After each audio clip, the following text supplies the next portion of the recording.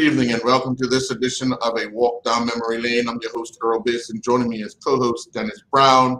And we do have with us four members of the 1979 Somerset Cup Match team that were victorious over St. George's Cricket Club up at the Somerset Cricket Club.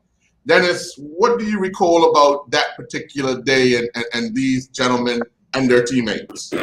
Well, Earl, just want to welcome the champions to the show. I'll never forget that day. Like that was like just yesterday, because I remember I knew that we.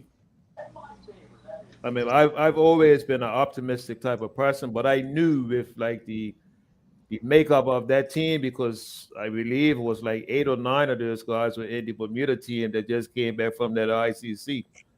And I said, there's no way that we can win this trophy this year. And they didn't disappoint. You know, the rest is history. Sure. Well, let's jump right into it because obviously you have a lot of questions for these gentlemen. Go ahead. You can start us off tonight. Okay, so Horton, good night to you. Yes.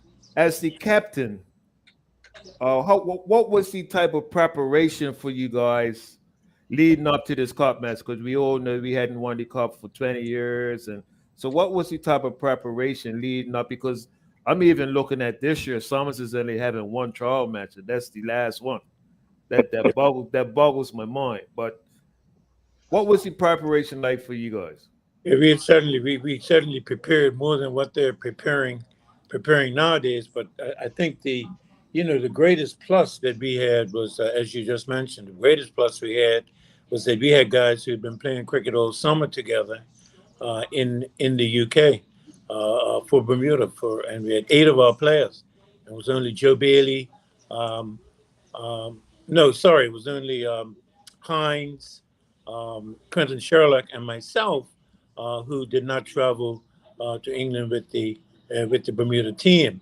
And so in terms of the, building camaraderie, building understanding of each other, a lot of that was already there. But of course, in the lead up to the cup match, we spent, several days in training together in preparation for this match, which, no doubt, like you said, no doubt, we were very, very confident that we were going to beat St. George's that year. JT, you are, to me, well, to everybody in Bermuda, a living legend in football and cricket. And what was your feeling like coming back from the ICC? Because if we had the today's rules, Bermuda would have made it every time you guys went to the ICC. What was your feeling like coming back and getting ready into cup match after that ICC? Well, you know something, Dennis, tell you fact true. When we left England, we was a little disappointed because we didn't win the finals. We went into the semifinals and we lost into the semifinals. But I know for a fact that each player, when we left England after 5 to 6 weeks in England playing cricket, practically almost every other day. So we guys was actually informed. So all our captain had to do is just put the squad together and just send him out there and he will lead. But we guys was in great shape, man. Believe me when I tell you, when we came back. And there's no comparison to what it is now. I mean, I see a few games like also cricket is going to look different nowadays. But the game don't change. Batting, bowling, and fielding doesn't change. A lot of other tactics that's taking place. But nevertheless, we was in great form, man. I was feeling great at the time when we came back. And the captain made our day when he went to the selection committee and told him this is the team he wants. And he was right concerning that. Barry. So Barry, I always wondered how important it is for the fitness of a wicketkeeper to be up and down, up and down, up and down for 2 days in the extreme heat. How important is the overall fitness of a wicket keeper to basically be efficient for those 2 days? Uh, Actually, it's most important field on the field because the keeper controls the standard game. Wicket keeper's in the game for every single participation. So therefore, must be not only communicating with the captain and the bowler, but talking to his slips, checking the covers, sitting it on, and he has the fittest of all. You know, I got up every morning 5 o'clock and ran 5 miles, and I go up to training and keep wickets 2 3 hours.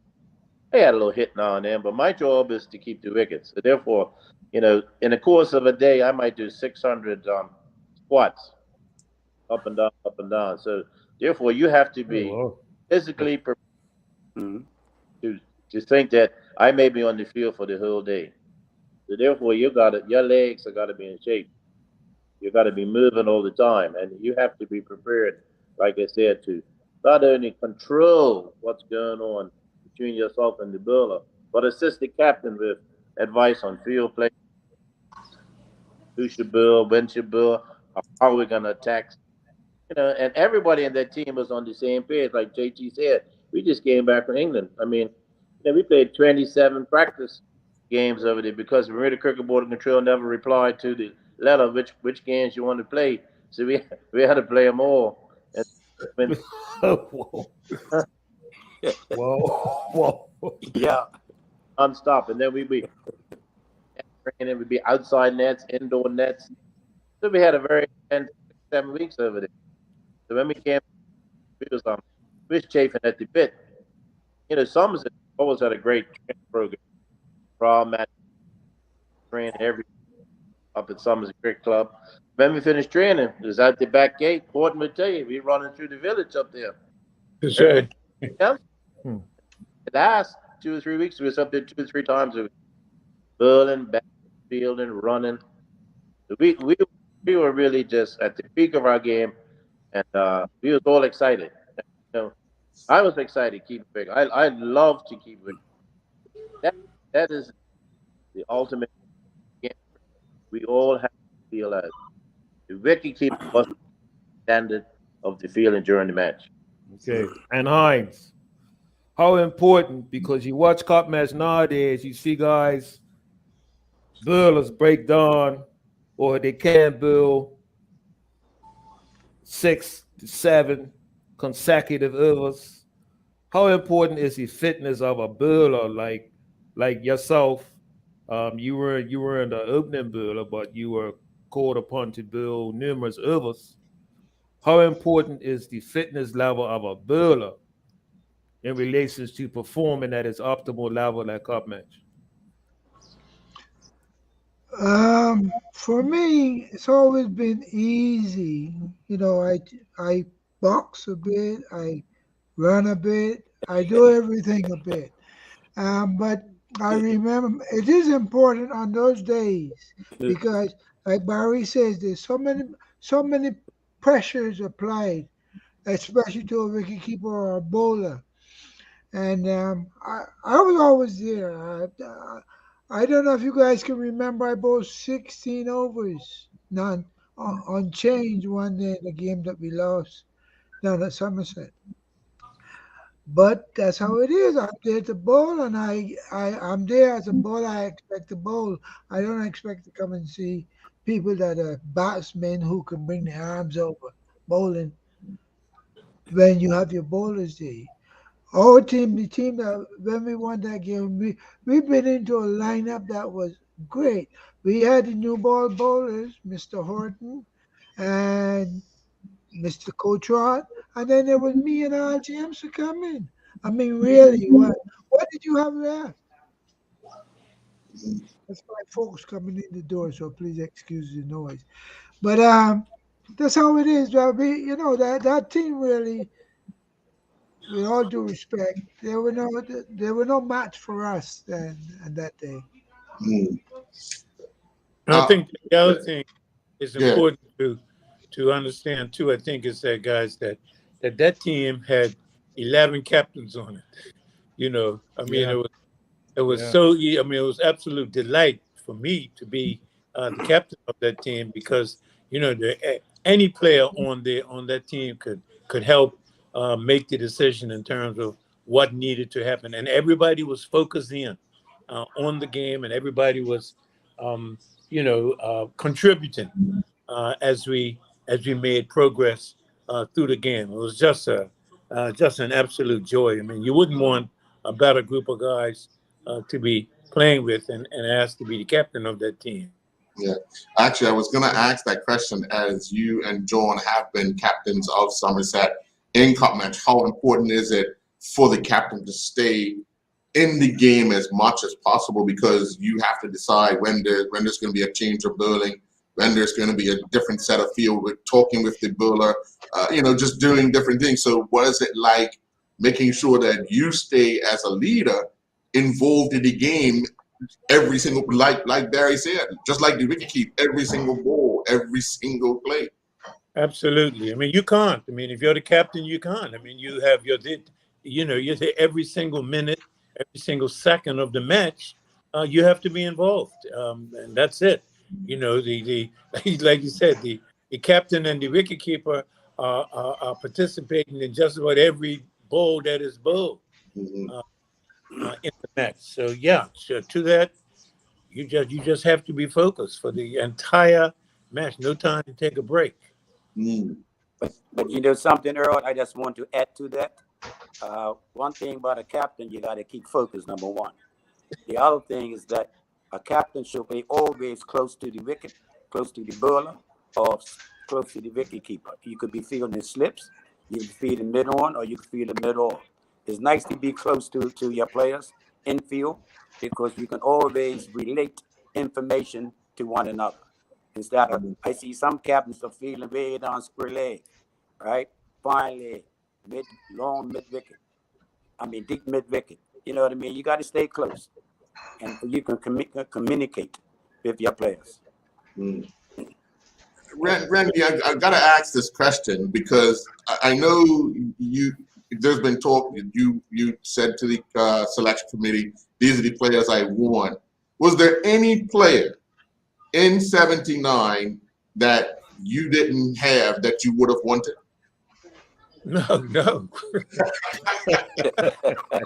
Dennis, I was trying to get you in, Dennis. Oh no, oh no.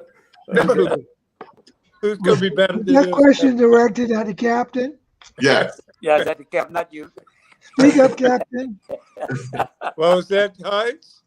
Speak up so I can hear you. Yeah. Oh, sorry. No, I just said Hines. I mean, who could complain about those 11 guys who were playing? I mean, there's no way that was the best 11, for those 2 days. And hey, that's the team I took in to the committee. Yes. And you had two youngsters as reserves, in Ricky Hill and Terry Free. That's right. That's right. Yeah. And ironically, Terry ended up getting St. George's. The following Yeah. year. Well, Yeah. there was no room on the court. Yeah, there weren't those rules then. There weren't those rules. He was smart. He went down the other side. And Yeah, you know but what he happened? learned a lot from us Well, down there, but it in still really didn't help. We in were really good. 1917, That setting for that, was it about 5 years? Mr. Harden, you captain us in league. when was it? 78 or 79? 70. I became the captain in 77. 78, right? Was it, or 70? Yeah, 78. That's right. Yeah. 78 because Campbell Simon stayed with you for that year. He stayed Yes. with the team Right. that year. Yeah. But I've been away And for 5 years. I was overseas playing football. Mm. yeah, well, we were used to Campbell, but then when you came in, you brought that oomph. You know what I mean? Everybody energized, and plus we had some really good swing bowling you brought in with you. the company car, and then myself and Al is gonna knock your head off, and I'm gonna swing you all around, turn you around with the swing. You know how to swing. Yes. I used to ball a boomerang. Did you know that? A Tow truck, boomerang. right? Everyone- Too. Yeah. We're going to take our first commercial break, and when we come back, we'll have more with the 1979 Cup Match team that were victorious, the Somerset Cricket Club. We'll be right back.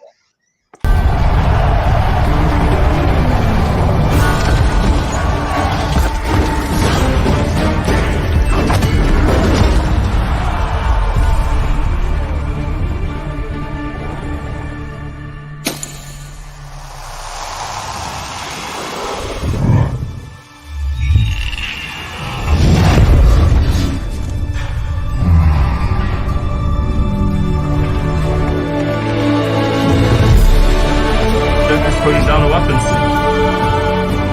You seeing this?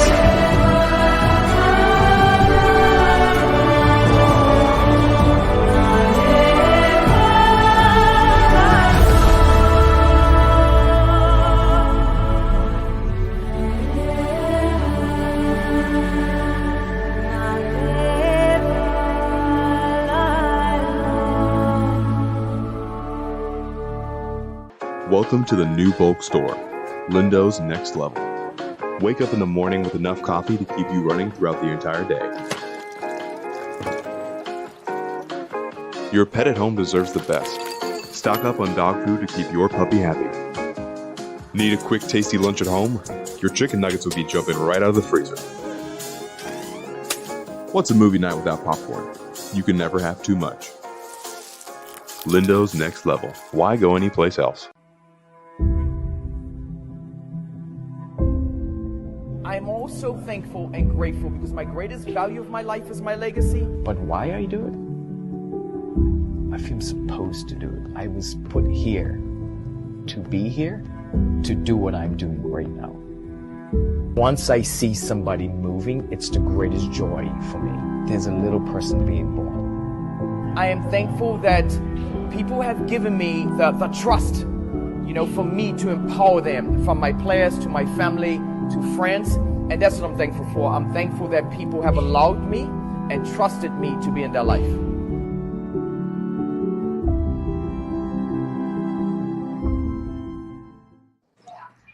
Welcome back. Well, I want to ask Dennis before I get back to you. I'm going to ask Barry and John what it was like. What it was like in their club teams leading up to Cup Match, because clearly not everybody in their club team was, played for Somerset and was for Somerset. So what was that, Barry and John? What was that like in club teams leading up to Cup Match?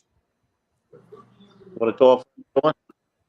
Yeah, okay, but when I was playing for Rangers leading up to Cup Match, I wanted to get a hit.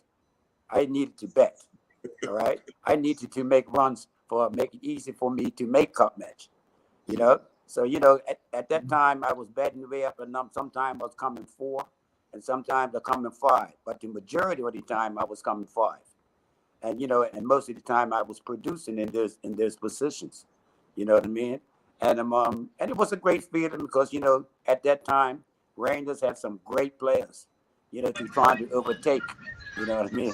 I'm talking about Alden and Sheridan and all these guys. These guys are great players. So to come up with these guys and look forward towards Cup Match. You know something, Earl? I had a goal. My goal was to make Cup Match. Okay, so I had to perform. I had to perform in every department. I really want to look sharp. You know what I mean? Sharp in the field, batting, that type of thing. So hey, man, that's what it was all about. It's wearing but no favoritism. It was about performance. If you don't perform, you can't make Cup Match. But nowadays, it's a different story. Whoa. Yep. Barry? Daventry had a great team, but I already had 2 Somerset Cup Match teammates with me, Stan Brown and Winston Cotrot. So we gelled a lot, and we had some very serious training sessions at Daventry. There was a lot of physical training. There was a lot of running. fielding, and I did a lot of wicket keep. My job is to catch the ball. So many weeks, 3 or 4 nights a week, I'm just keeping wicket because I gotta like John said, I gotta improve my trade. I gotta be on my game. I need to come up to the stumps early, put pressure on the batsman, so that the batsmen are not only worried about the bowler, they're worried about me, they're worried about the forward toe leg, worried about the slips.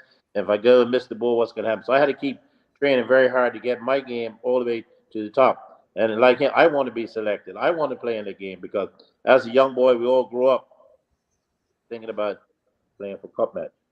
And that is the highlight of the local domestic cricket scene.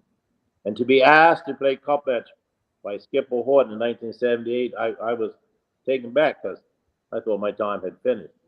And then, so therefore, to be a part of that team, and then have the opportunity through the game in '78, so we're playing home in '79, and us coming back from England, the unit was there, but our club, we had a lot of the guys at Devonshire or Summers. Only a couple guys were at St. George's, but most of our team was interested in Somerset. So the chat was always about Somerset. What's Somerset gonna do? What's gonna happen? What's the team gonna be like? And to be in the 6, 7 weeks coming back, we were ready. We were ready for action. And when Randy Horton went in the room with that team, any God could have changed it. I'm telling you. For St. George's people, we wish God could have changed or would have changed. Yeah, Dennis. Okay, One sec. Yeah. Hines, you got. Okay, all right. It was just some music in the background. Go ahead, Dennis. One thing, Okay. one thing I'd like to say is when you're just listening to the guys, listening to John and Barry and Heinze, talking about their approach to the game, it clearly indicates the level of attention that all the players had in that team. They just believed in being the best that they could be, doing all that they could do in order to be the best for the team. I mean, they were just outstanding individuals, man. It was, like I said, it was a dream. It was a dream for me. And that's good. That's one of my questions to all of you. Like, once that team was picked on the Saturday night, how did you guys prepare mentally? Because what happens to a player once it's picked on the Saturday, and to prepare yourself mentally for those 2 days? You didn't have the cup, so JT was a great fielder, batsman, bowler, Hines a bowler, Horton bowler, Barry wicketkeeper. So how did you guys prepare mentally? Because it's not just physical now; it becomes mental as to how we prepare ourselves for those 2 days. But you know something? Everybody. Yeah, Barry. But Uh, camaraderie from all of the you started talking for the men, and you have 5, 7 trial games, and then you're practicing. Sometimes you got 25, 20 people up Somerset, 3 nets going, people on the field, bowling, fielding. So the unity was there. Everybody was on the same page. Whether you got picked or you didn't get picked, you was in that training you and understanding that from this group of people, 13 people be picked. So you have to be mentally keyed. And after the team was selected, I think we had a training session on the Tuesday, and then we had a meeting with the selection committee and the committee. Randy and Joe Bailey organized all the. So we was already talking, and like Gordon said, 11 captains on the field. You had a lot of experienced cricketers that all wanted the same thing, to win the game. So it was easy with reference to being mentally prepared because you're already keyed up from the level of the cricket that you played yourself personally. You're bringing it to the team. And also, Heavy, I think too, we knew what we wanted to do when we went out there. When we went out there on that day, we knew what we were going to do when we won the toss. We were going to bat. We were going to make enough runs in a certain time. We were going to put St. George's in. We were going to bowl them out. Then we'll make, again, quick runs again. And then we'll give ourselves time to bowl them out. And I think everybody was on page for that. Heinz, how did you prepare mentally once you're picked? Um, I think at that time I was back at the police as the captain. Isn't that right? That's that's where I was for that particular game. I think I'd gone back to the police. But basically, when I look at the team, whichever, look at John. There's no way I wouldn't have John in a team. Basically, for his feeling alone, his batting is extra. You understand what I'm saying? Whatever John give me with his bat is extra because John can save you 20 runs in the field. You understand? That's how I approach cricket, right? Mr. Horton, I was hoping that you could get me 2 or 3 wickets with a swinging ball. And when the ball stopped swinging, you knew you had to hand that ball over to Alan myself because we were the dog workers, we were the donkey workers, right? We bowl all day, but we want 3 or 4 wickets from Mr. Horton and Coach Rod, and then turn it over to the hounds. That's how I see cricket. And Right. now Barry Nakuda, ask him what I tell him. The best wicket keeper I ever bowled to. And I said, as long as you're up there over the wicket, no batsman is going to venture out of his crease to try to beat my swinging ball. And all he's got to be is smiling. And every time they look back at him, all he had to do was to smile. And they had nowhere to go. You understand what I'm saying? That's how I approach cricket. I tried to take that kind of approach up to the police. And it worked for a while, but that's how it is. But that I think we won about 3 cup matches while I was there. Somerset. We won one under Joe, one under you. Is there any more? I don't think so. Just 2. But we were ready. You won 3. You won one under John, Joe, and myself, right? No, I think I got rid of him. Yeah, John got rid of me. John got rid of me and then had to make an emergency call the next year. But that was okay. That was okay. That just showed them what they missed, you know. That just showed them what they missed. But I loved it all. I loved it all. And as you can see, this is like 32 years or so. Yeah, it's a 32 while ago. years since I've been there. I'm still connected in many ways, and I still love it. Got my shirt on. I see. Look at these guys. Okay. You got on Look at red these guys. too, Heinz. Look at you. So JT, how was your mental preparation in getting ready for Cup match? But I always had that mental preparation. I always prepare myself, not just when cup match is coming up. I always prepare myself in advance. Even when I was playing for the Southampton Rangers, every game that I played, I was prepared mentally and physically for games because I wanted to produce. So when it came to like selecting the team now, money or cup match, it weren't a problem to me because I was mentally prepared. And when cup match came around, hey, I was so focused. Hey, I just wanted to go out there and just do my best and trying to entertain the people. You know what I mean? I talk to Heinz all the time. You're right. He thinks he's a batsman, but he's not a batsman. It's a bowler. You know what I mean? Sometimes I tell these guys, like, when I hit the ball on the ground, I said, look how smooth the ball is going on the field.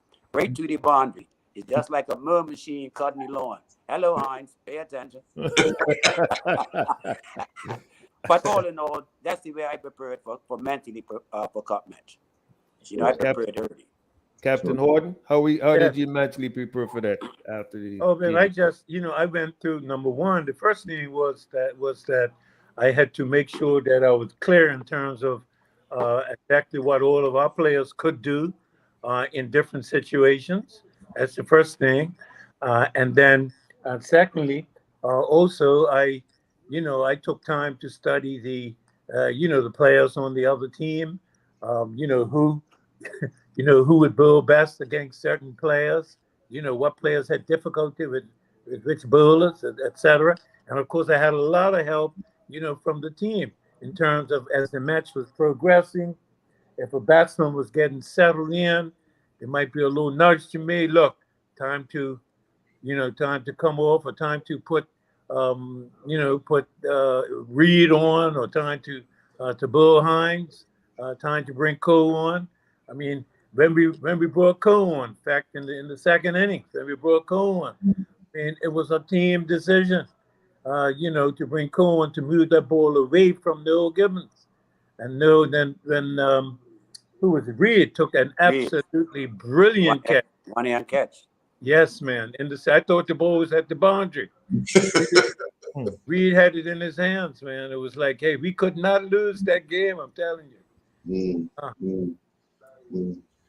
Well, let's take another commercial break, and when we come back, Horton, I want to ask, as the leader, where did the game change in favor of Somerset? When we come back. All right.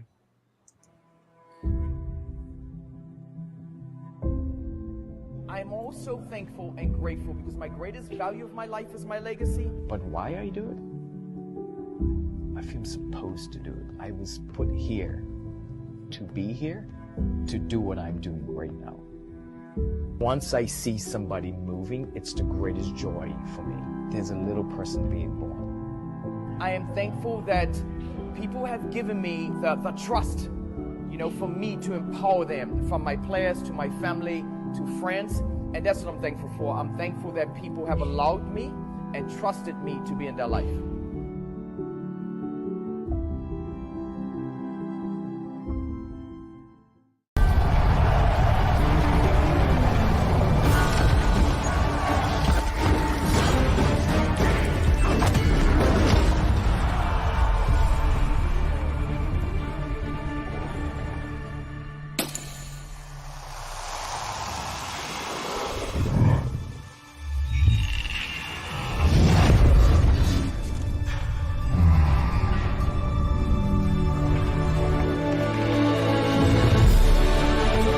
Putting down the weapons.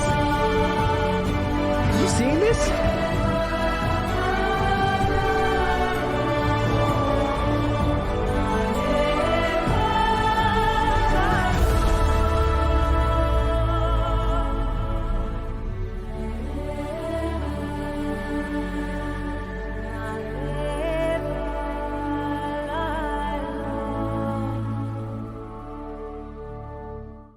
Welcome to the new bulk store, Lindos Next Level. Wake up in the morning with enough coffee to keep you running throughout the entire day. Your pet at home deserves the best. Stock up on dog food to keep your puppy happy. Need a quick, tasty lunch at home? Your chicken nuggets will be jumping right out of the freezer. What's a movie night without popcorn? You can never have too much. Lindos Next Level. Why go anyplace else? And welcome back, Mr. Horton. Yeah, when did what was that moment when it kind of started ball rolling for Somerset to win the '79 edition of Cup? I think it was when Quentin Sherlock faced the first ball on the first day.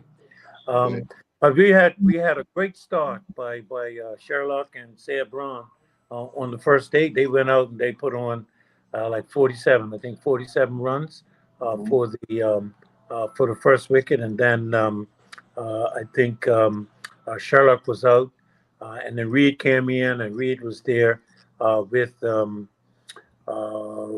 Sayre until the score got to about 80, I think 80 odd, and then Blades came in, and Reed was out, fairly quickly. Reed was the only one who was under 20, I think, in that first inning. He scored 16.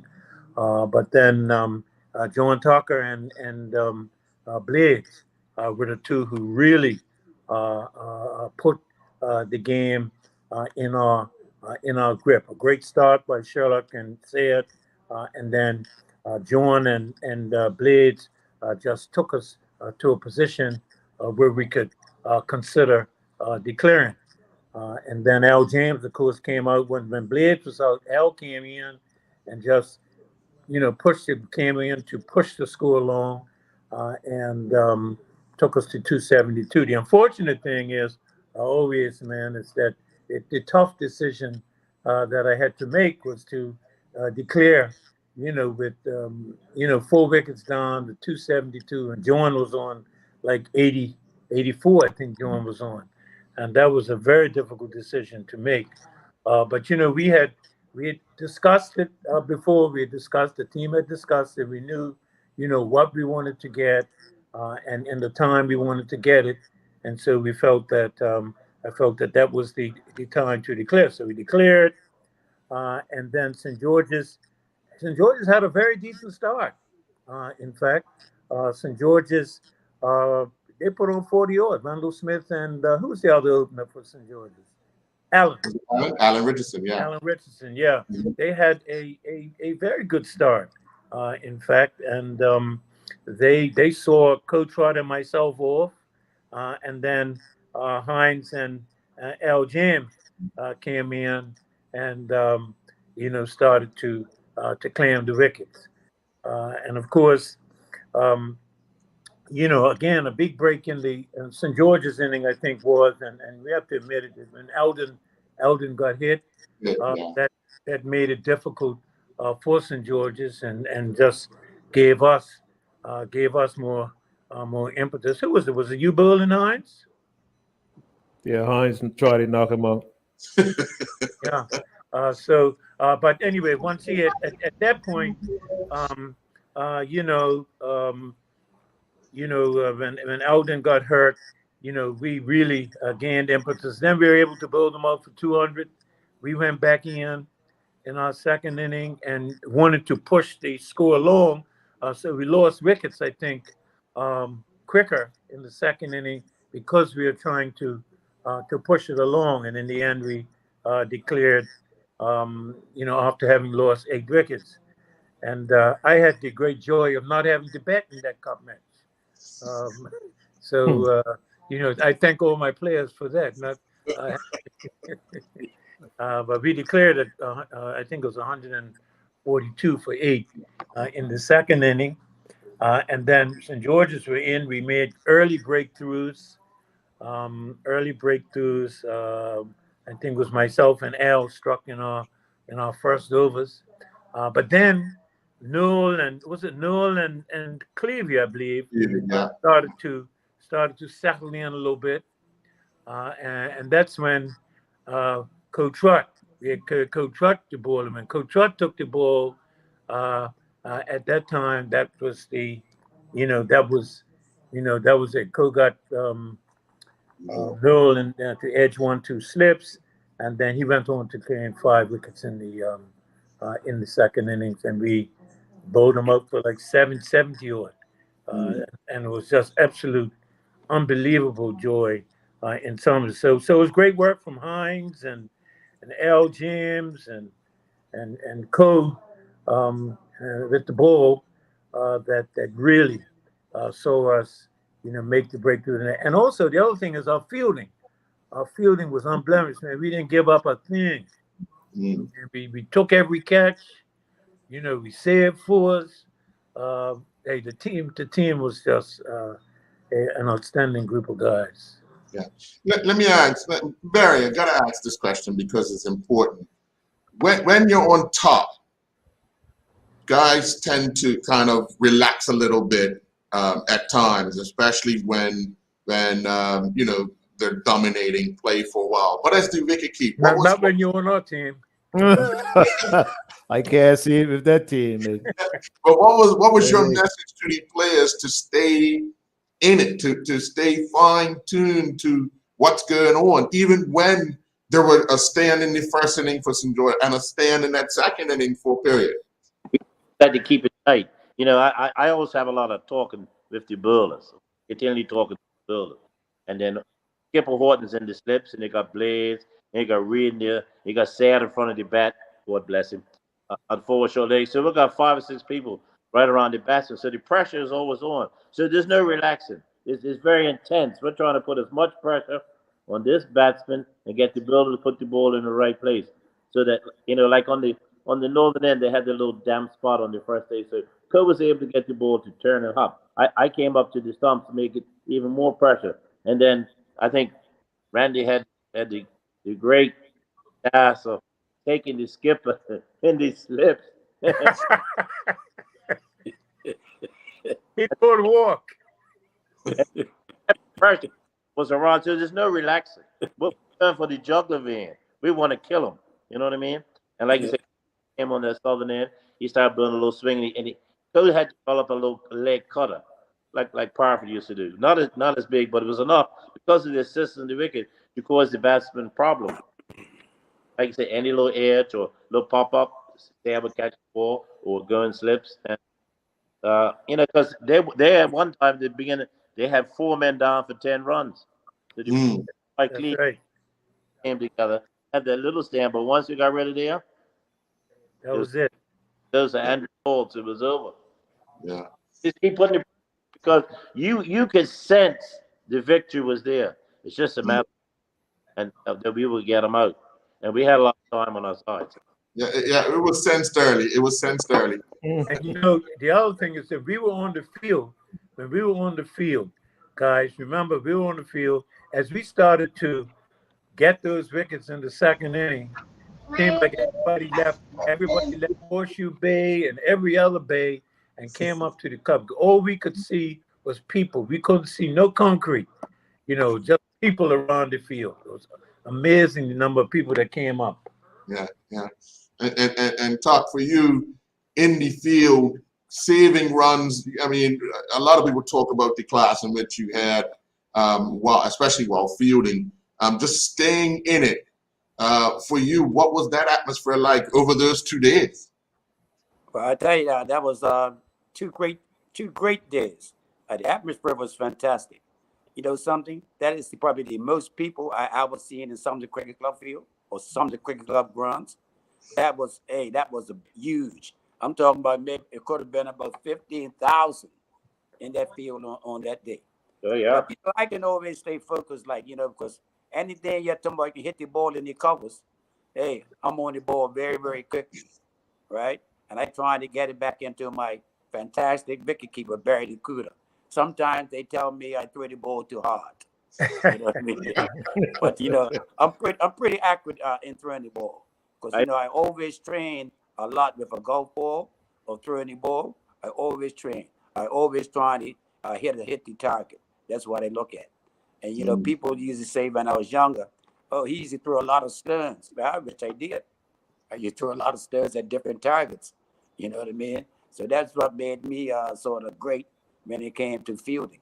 I found fielding not a problem. Slips, wherever you put me, is not a problem, and I can stay focused. Sure. Even the crowd was so much noise in that field, like sometimes you couldn't hear the players on the field. You know what I mean? It was a fantastic innings on that last day. Believe me when I tell you, because Sumser hasn't won for 20 years. Sure. And John's right because good, Horton. No, I'm saying John's right because the thing is that the players have to stay so concentrated because of the noise and because of the fact that the people are almost on top of you. So you have to be, highly concentrated in order to be able to perform at your best. And I got to say, whether it was our wicketkeeper or slips or on fielders or off fielders, wherever they were, our bowlers, hey man, they were those guys were focused. There was only one thing we were going to leave that field with, and that was just a victory. And Hines, for you, when you got your turn to bowl, how important was it to stick to the plan? Because there are times where bowlers try different things, but how important was it for you to stick to the plan on each batsman that you were required to try and dismiss? I felt that my two opening bowlers, the swing bowlers, they had the upper hand. I like the fact that they were actually swing bowlers and not quick bowlers. And then like the book, Al James, just the look of Al James coming up there with a half new ball, and them youngsters, I'm sure you could have checked some of them for urination or something like that. But I tell you something, when Al came from that side and I came with the little swing coming down, we were having fun. Fun. Something that I'd always remember my whole life. You remember Jonah Pritchard?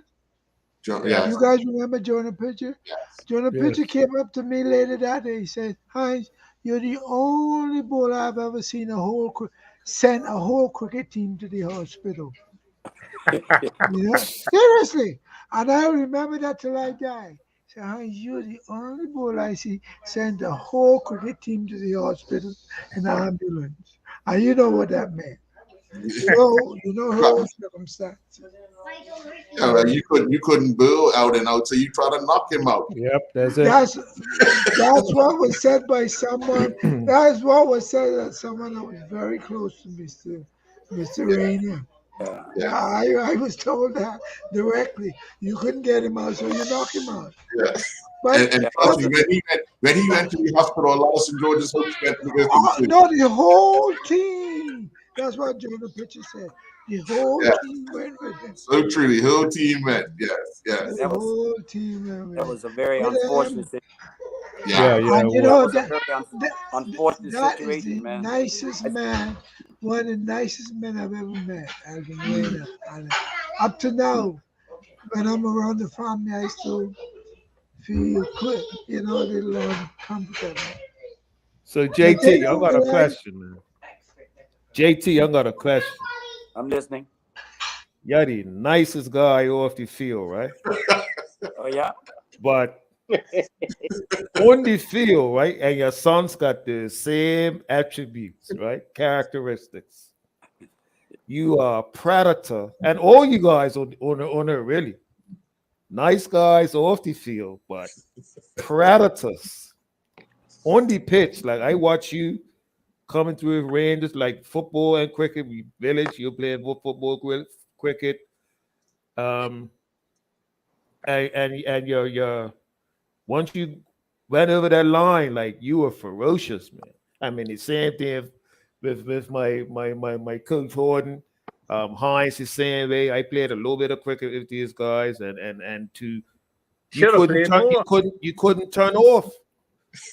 Yeah, but because you know something, Mayday. I usually play this game hard, man. You know what I mean? It was a gentleman's game, but I played hard. If you're my best friend, I'm playing hard against my best friend.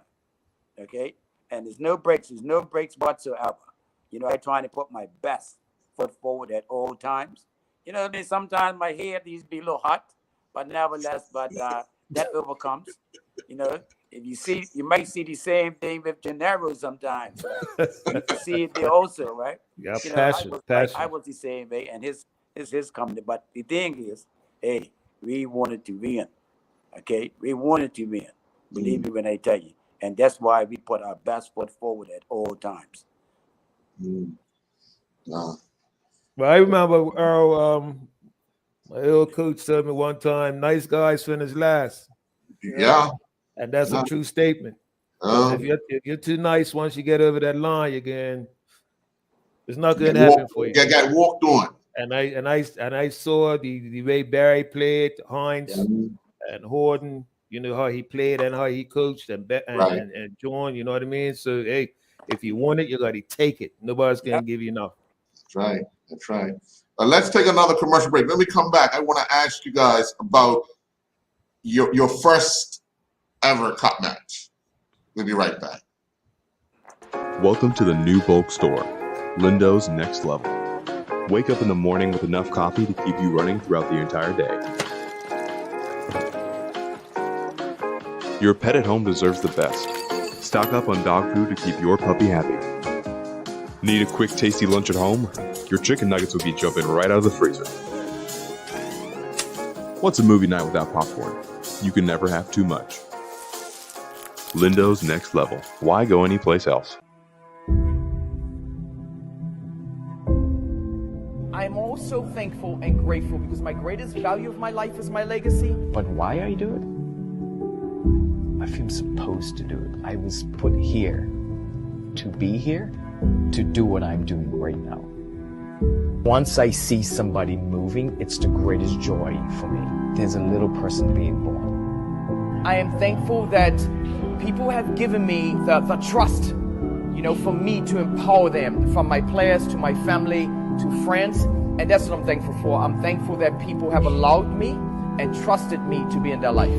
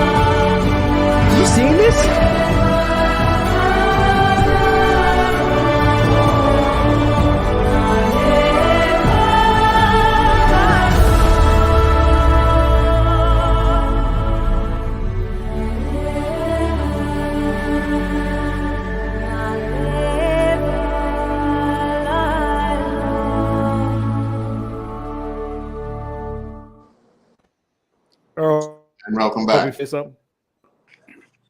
Yeah. Okay. I was talking to someone yesterday, trying to get him on. And he told me, don't forget to mention his name today. Joe Bailey. Oh, okay.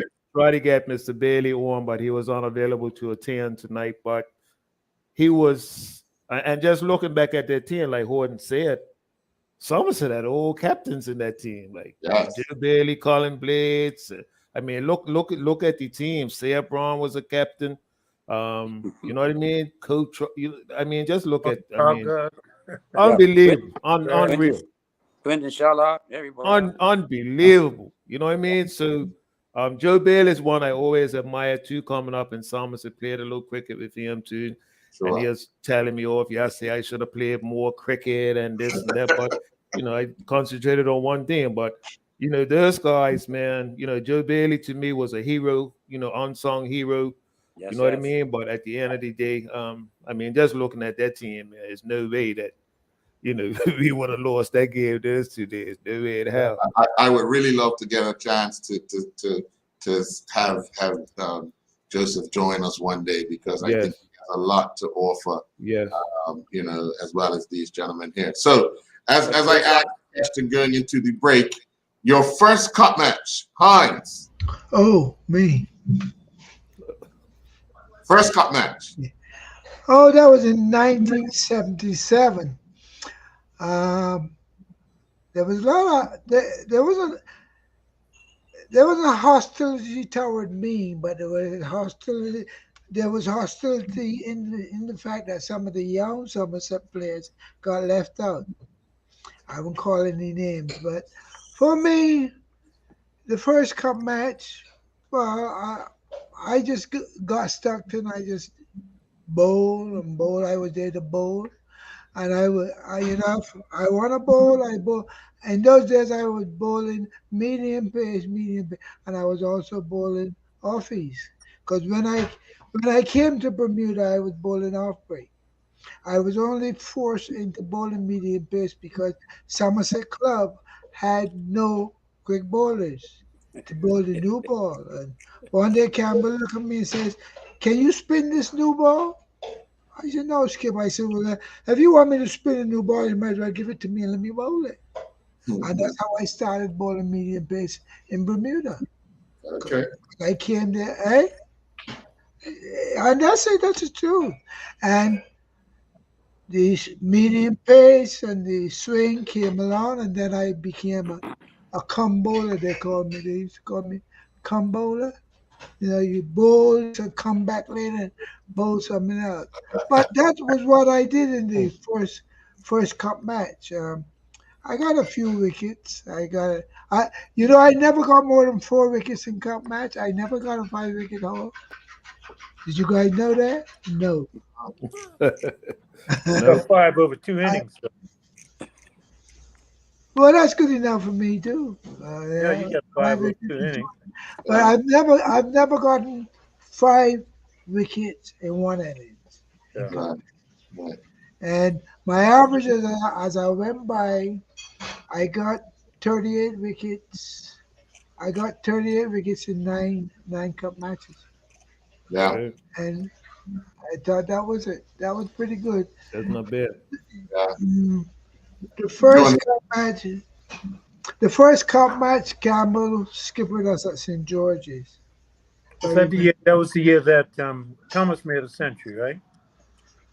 Yeah, that was Luther Wilkins' cup match. Yeah, LBW. LBWs, I remember that. That was Luther Wilkins' cup match. But he was the winner of that cup match. Doc, remember your first one? Well, my first cup match was 1972. Yeah. In the stats I got 1982. I knew that was wrong. 72. I started 1972 at St. George's Cricket Club. That was my first cup match. And we stayed at the Grotto Bay Hotel. All right. So, the night before, I was trying to keep focus and trying to concentrate on what I really want to do the next day, which is cup match. So I said for myself, once I can keep the ball in front of me leave all the rest strokes alone. Try not to play the late cut. Keep it middle on the middle off, and I think I should be all right.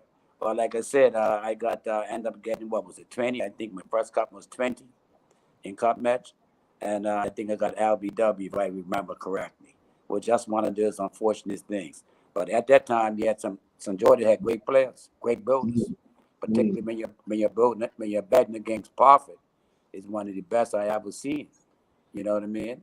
But he never got my wicket that often, very seldom. Because I used to read Parfit's arm. When he comes out wide, the ball is going away from a right-handed batsman. And when his arm comes closer to his ear, that means the balls can come in. So, these are the type of things people's got to read and write. Some people can write and can't read. You know what I mean? So I was pretty good in doing both of them. But all in all, like I said, that was a great cup match for me. And I came under Joe Bailey. Bailey always tell people he had above my hand to take me cup match. He always tell people that they're ready. But I came under him because what happened, we had to go down on the boat to St. George's. Yeah, And I remember this. we had to dress in a uniform, your whites, your white shoes, and your blazer on. That's how we went cup match. It's not like how these guys go cup match today. You know what I mean? But hey, we was well dressed. And you can't just take one pair of pants and one shirt. You got to take quite a few shirts and pants. Because for diving on the field, hey, you can get your clothes dirty. So that's the way I enjoyed my cup match. And I was around like, hey, mature players. You know what I mean? So Joe Bailey, like he was a legend in Somerset. So I came up on him. But you know something? I want to say something before we go. I remember 1979. I was feeling in the covers, and I was wondering how come the ball was wet. I kept on saying, like, how come this ball is wet? I come to find out Joe Bailey was so excited that we was going to bring cup match. Matter of fact, he was dribbling all over the ball. He was dribbling all over the ball. And that's how excited he was. But it's my good Joe was friend. definitely excited, Jordan. But he was excited. I said, the ball is wet. Joe Bailey was dribbling. Keep the pressure on. Keep the pressure on. Keep the pressure on. That's it. But all in all, like I said, it was great for me. Like, you know what I mean? From 1972 up until 88, 1988. So hey, I enjoy it. So I pulled the stake. That was it. Sure. Barry, 1978. Yeah, 1978. Randy Horton took me to Somerset. Yeah. Hey, Heavy, remember you didn't have a license that year, did you? No, you come to my house and pick me up. As we get closer to Somerset, there's a lot of traffic. Everybody wanted to stop Horton. Is Barry they come back? Think I'm bringing him up here to be water boy?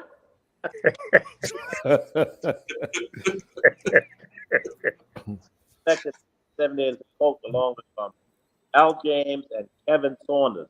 We were the three Colts that year that went into cup match. And I never forget that first morning on cup match morning. We was in the dressing room and about an hour before the game.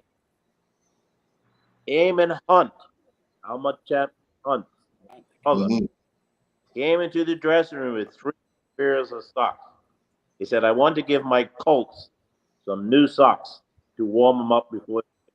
I thought that was a tremendous gesture. That having played cup match at the level that he did, would do that for the 3 Colts. That there was something that I've never experienced before.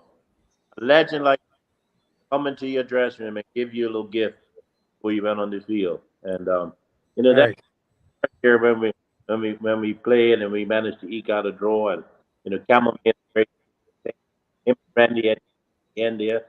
So the brother and foot got excited when I took jumped up. Right, that's right. Did you land on my foot? I think you landed on my foot. Because I was at first slip, I believe. That was an experience because me and the wicketkeeper, I'm not nervous. I'm right in the center of the action. I'm not on the edge of the field where people are shouting at you and looking at you. all that stuff. I'm in the middle of the action, so I wasn't nervous at all. I know a lot of people. I'm seeing Kevin Saunders the second innings had to pad upside down. One of them. Well, you got two ducks in it. Yeah, I got 2 ducks, in it. I think we got 2 ducks. Whoa. This is the things that affect people when you play a game like Cup match. You're on the biggest stage of domestic cricket. To play in that game with people that play with these fellas, we was all together, was something. It's excitement. Yeah, I played for 4 years, 78, 70, 80, 81. Never lost. And then, unfortunately, the selection changed, and I didn't get picked anymore. But the time that I played, I enjoyed every moment of it. People that I played with, because we was all on the same page. Like Gordon said, everybody knew the job. We knew what we had to do together to create harmony, unity, and win the game. And it was always exciting to be on the field with the fellas that we were selected with. And Horton, your first one, and what was it, 66? No, man, 63. 63. All right, 63. 63. 63. I played in Yeah, 63. 63. A little 18-year-old boy, man, so excited. I mean, absolutely excited as anything, but also very nervous. And I'll never forget it because when St. George's were batting, I in that inning, I got 1 wicket in that match. I got 1 wicket, and the wicket I got was Eldon Rayner. I bowled Eldon Rayner, and so that was an absolute joy. And then in one of the innings, I caught Bumby Salmons out in slip. I was in slip, and Bumby Salmons off of Charles Dolphin's bowling. So those were a couple of nice positive things that happened in that first cup match. But hey, as far as batting goes, when I went out to bat, we were 9 for I don't know how many. I was going in at number 11. And I tell you, I went out to the middle. I took my guard. Dennis Wainwright was there, saying all kinds of stuff that I can't repeat on the right now. But Dennis Wainwright, I mean, I was in shambles. I mean, and I took my guard, and then I looked up, and I could tell you that when I looked up, there was nothing. Everything was just blank. Whoa. And Kenny Poole was bowling. And Kenny Poole came in, and I'm telling you, I haven't seen a thing. The only thing I heard was my stumps go down. That was the first delivery I received. And then, of course, being the last man in, everybody's on the field. So that makes it worse. Everybody out on the field. But it was a good cup match. It was great for me, though. I was just a young boy. And the fact that I was able to take a catch, do some good fielding, and then claim a wicket as well, and a big wicket at that, Eldon Rayner, I came out thinking very positively, and that was it. And then I went away to school right after that. I went away to school for 3 years, and I came back and played 4 years, 67, 68, 69, and 70. And 70 became close. And then I was captain 68, 69, and 70. And when I was playing football for 5 years, and I came back in 77, 78, 79, and 80.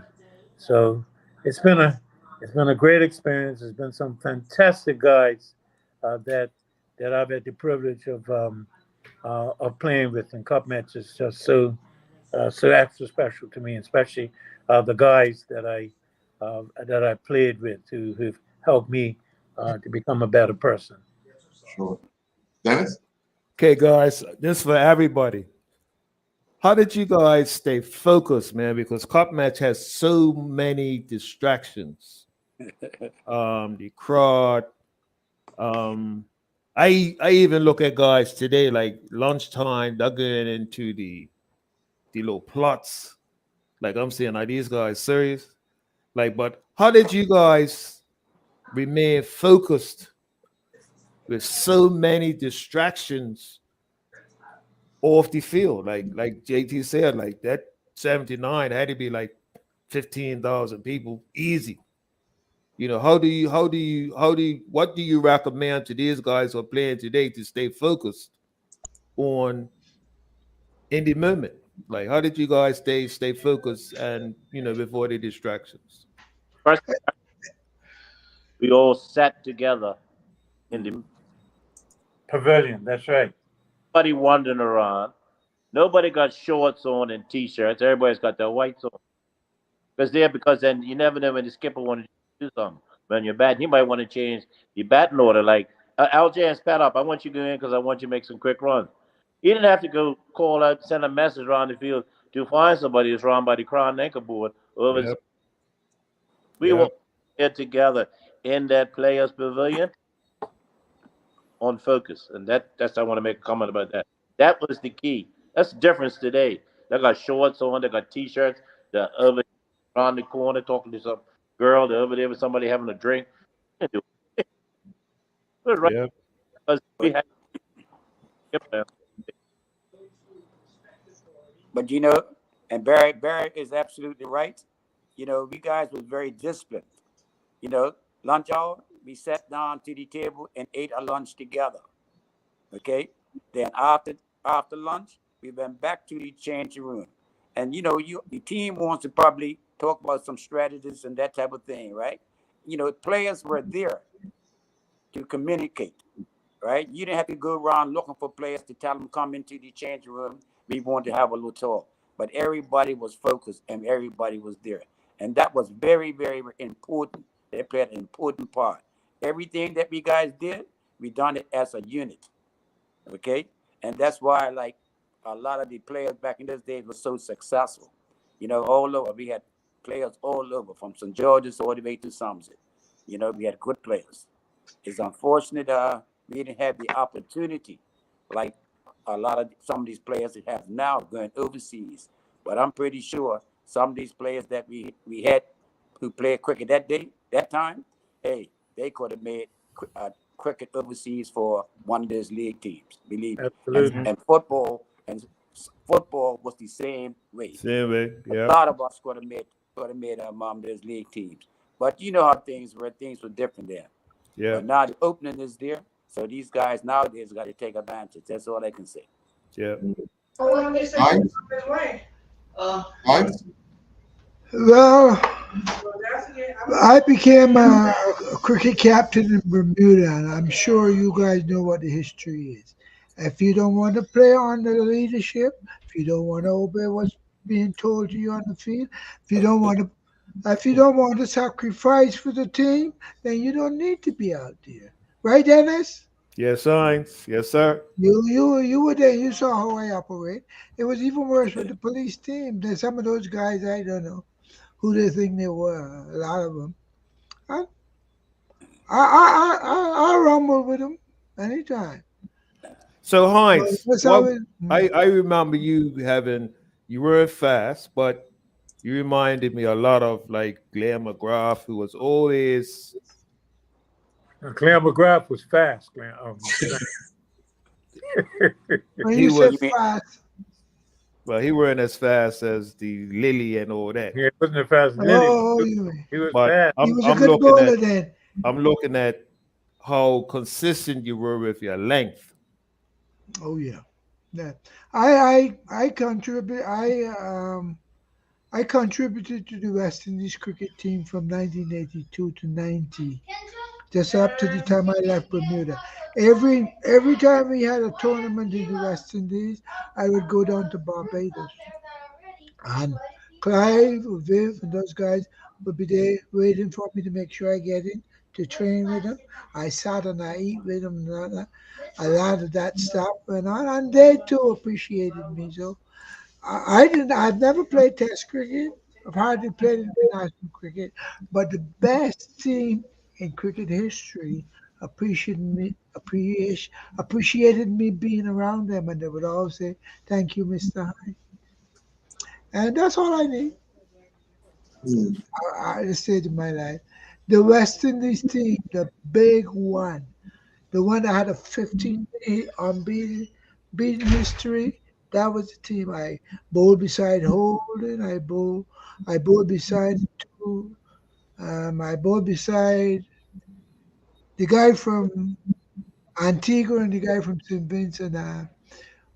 From Jamaica, Walsh, and those guys, all those were there. And anything they could not, every time he did anything that they didn't understand, they would come and say, well, Mr. Hines, how did you do so and so? And that was in the best cricket camp in the world.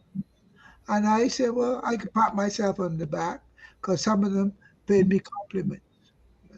That's it. So Dennis, Horton, that's your answer. so Horton, how you keep those guys focused like over those 2 days? Like Barry said earlier, when we went to play cup match, Dennis, we went to play cup match. We didn't go to have drinks to have fun with people. We had fun with people when the game was over. And like I always used to tell them, there's plenty of good stuff there for you after you win the game. Yep. You win the game first, then you got lots there waiting for you. So Oh yeah. yes, Yes, I. Oh yeah. yeah. Yes, So- I. So we figured, my thing was like, hey, we stayed focused on actual game, and then it wasn't until once the game was over, then players were free to move. But you didn't even have to. They knew what they had to do. The guys knew that, hey, when the game is on, we're in the pavilion together. As the game develops, we're talking to each other, watching the game, seeing developments, how we can maybe change what we're going to do. We were just always had our mind on the game, and that was our success. I think the fact that we could do that. Disciplined group of people. Very Absolutely. Do you guys remember who got the last wicket? Yeah, of course it was. Who got the last wicket? Coach Rod. Coach Trot. Okay. Yeah. What's his name? Adrian King hit played Coach Rod, straight to mid off. I think it was where Coach Rod took the catch. that or Sarah Brown. To Sarah Brown, sorry. To pop up because the ball was Yeah, right. It was kind of like a pop up. Yeah. Sarah was feeling at mid off, wasn't he, Barry? Yeah. Okay, so my question is, how did you guys feel individually after you won that cup? See, each player could tell us how did you feel once you knew that was the last wicket and the cup was finally in Somerset. What was the feeling like for you personally? We'll start with Barry. It's like what John was talking about, and Brandy talking about.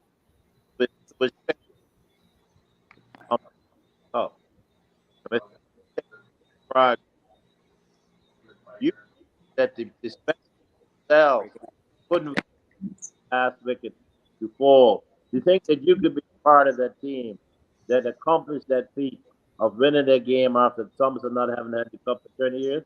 And like I said, the biggest game in domestic cup match, you could that win team. That's the highlight. And then the next thing was trying to get off the Right. Could imagine that.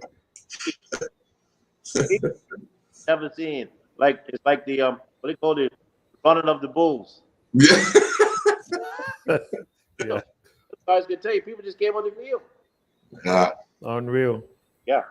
Top? Well, I tell you, after that game, it was the most difficult thing was trying to get off the field. There was so much people that crowded we guys. We guys couldn't even get off the field. You know what I mean? You had people trying to make space for us, but we can get off the field to get into the changing room. Hey, man, that was really, really something. And I said, well, hey, after 20 years, boy, like that was half my life, more than half my age. You know what I mean? But hey, that was history, man. I tell you, I was just glad to be part of it. Believe me when I tell you. And when I got down in the changing room, man, so many people want to come into the changing room. It was very difficult to even keep them out of the changing room. All the players was in there. Everybody was congratulating everyone. But hey, it was a fantastic moment. Believe it and tell you, it's a moment that I will never ever forget. You know what I mean? And it's in my mind. It's gonna always stay in my mind. You know, to be around such great players. Skipper was great, and everyone else was fantastic. And I enjoyed that moment. Yeah. Heinz? Yeah, I enjoy. I want you guys to understand that I will, until the day I die, appreciate the fact that I played cricket with Barry DeCuda, John Tucker, Al James. The four guys I would go to war with anytime, even if it was in Russia right now. I would go to war with you guys because Yeah, go I ahead. really Go appreciate ahead. the commitment. Go Yeah, ahead. You go. I'll Yeah, say your ration. yeah. yeah, I really appreciated those guys. They don't know. No, Barry does because I always tell Barry. But John, John, John, I take him anywhere on a cricket field, and if they were elsewhere in a bigger environment, I think they would have succeeded because they were. I think they were very skillful and they were very. They applied themselves very well. Sure. And my comrade, Mr. Blaze, he played good cricket at home before he came out to Jamaica and ended up in Bermuda. He played good school cricket because I remember encountering him as a junior. He was a senior, and and I want to thank your country, Randy, for giving me the opportunity to work and play for the 15 years I was there. So as you can see, I'm still here, You hanging deserved it. in my colors. Huh? I said you deserved it. Okay, thank you. All right, guys. Hold on. And Mr. Horton? Yeah. What were we talking about? But What was it like once you yeah, won that trophy? Once yeah. you All I know was trying to get off the field, and I was actually lifted off the field. I didn't even walk off the field. I think I was lifted off the field. Colin and I tried to. I think I was able to get a stump. I don't know, Barry, whether you got any stumps. You were right near the stumps. Carter got one. Carter Yeah, did. yeah. I think I managed. I whoa. managed to get one. I think because Colin got two, I believe, and gave me one.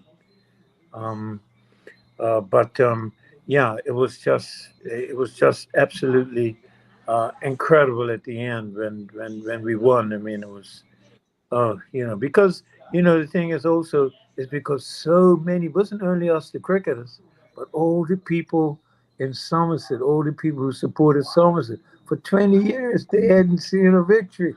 Yeah. So I mean, it was absolutely incredible, man, unbelievable. Mm. Final question, Dennis? Yeah. So what is your advice to the current champions of not being complacent and maintaining the championship status after this cup match? JT, you can start. Well, it's difficult. Tell you fact, a little difficult. When you look at some league team at the present moment. I'm sort of shocked, like from what I see and what I hear, uh, the performance right up until now. Yep. You know what I mean? And I don't know how many too many guys. I don't know how many guys going to form in some cricket club league team right now. You know what I mean? I And got some big decisions. it's gonna be some big decisions Yep. made. Yep. Some decision is definitely going to have to be made. And some guys are informed. I heard people talking about, they might bring back Gennaro Tucker. I said, well, he probably be the surprise element. But guys have got to start concentrating, getting the act together. Let's start preparing themselves for cup match right now. You know what I mean? Because you got one trial coming up, and that's the only trial you can have. Yep. So you can have to produce, and you can have to produce into your league teams. That's the only way. But otherwise than that, it's difficult even to pick a team on a guy's performance. You know what I mean? Very difficult. So I just wish him all the best, man. You know what I Yeah. mean? That's because I'm strictly Suns at all the way, regardless. I don't change, and I just hope that they can go up in Suns and produce for these 2 days and come away with a victory. But it's not gonna be easy because some Georgia's Yep. players are on form also. I'm gonna Yep, they're coming. They're coming. They got good players down there also. Yeah, they're So you coming. got to look at both ways. You know what I mean? So all that can say, players who run a cup match for the best, and hey, produce. That's all. Produce. That's the most important thing. Is produce. Yeah. Hines? Yeah, I felt when I was down there last summer that you don't really need too much changing of the team. I regretted when Gennaro said he was finished. I really regretted because in Gennaro I saw a complete batsman, a very sensible young cricketer, a guy that thinks right about cricket. Must have He listened to scored. Daddy. Right? No, I'm serious. Gennaro He's made 2 best. centuries when I attended Cup match. One was down St. George's when he made that 100 with the young Manders boy. And when I spoke to Gennaro out there, he responded and he did what was asked of him by me. And that's what I like about Gennaro. I think he can come back and he will still do well because he's got the ability. He can bat, he knows how to bat, and he knows how to approach batting. And if Gennaro come back, I would love to see him score another century, and I thank him for it. I like your son, John. He thought I played cricket against him. I said, no, I didn't play cricket against you. No, I didn't. No, you were a little boy then. Barry? But to be honest with you, I don't know any of these cricketers today because it's been a long time Whoa. that people attempting to play cricket. Been dismayed with the standard of cricket in Bermuda for the last 10, 12 years. And when I have been to club matches, has been very often. I'm very interested in the cricketers' attire, the deportment on the field, the inability to leave the crease when the umpire gives them out. There's all sorts of action going on. People coming on. You know, they forget and disrespect the game. And so, you know, when I see incidents like that happen on a cricket field, I don't even want to be around to watch that type of procedures going on. It's unacceptable. I really these cricket. I really can't make a comment. I just know that Somerset has the cup. That champions, they just need to do their best to defend it, whether it's a draw or victory. Keep the cup coming. Yes, sir. Mr. Horton? Yeah, I just like the guy said. I wish the players the best. I don't know too much about the players who are there this year. I haven't seen any cricket this year, in fact. But all I do is I know that Somerset hasn't won any games in the in the league, so that's kind of bothersome. If you I don't know how many of their players play in cup match, or how many of the league players play in cup match, but they're not having a very good league season. But I certainly, wish them the best, in the cup match. And hopefully they will retain the trophy. Well, gentlemen, I want to thank you very, very much for taking us down this walk, memory lane, 1979, a year that neither club would forget.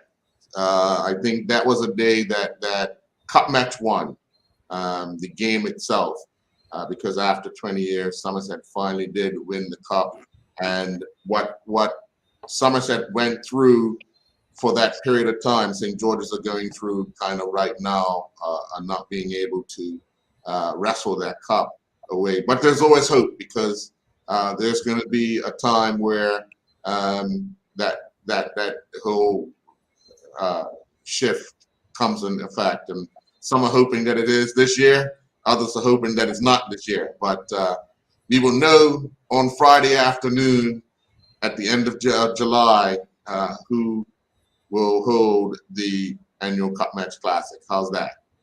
Yes, sir. All right. Hey, Everyone, good to see all you guys, Earl, man. Can I David. say something just before we go? sure. So, Okay, the former Cup Match Players and Officials Association, they are having a luncheon at Divots Restaurant, which is earned and sponsored by Barry DeCuda. For all you guys like Horton, you got Horton, Hines, guys Right. from 70 and up. That's on the 24th of July. So I'd like to see all you guys' faces in the places. okay. That's the 24th Well of done. July. I think I'll be there. the 24th. Yeah, you said 8 o'clock? 12. Was it 12?